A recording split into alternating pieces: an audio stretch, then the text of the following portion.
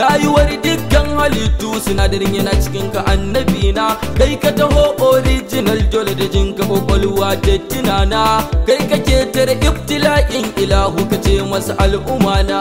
assalamu alayka garkuwar halittu ka amsa baitukana ya zaman nazari ma'aiki salamu alayka farin ciki na so ka ganshi faɗin ilahu kan ka tukura tafiyar duk na hanya ciccirar tafiyar kafafunsa kai da gani ka san da aya daɗin furcin kalamunsa fasaha ciki akai ta koya hirarsa ta yi cif a goshinsa sumarsa ta yi fulat a baya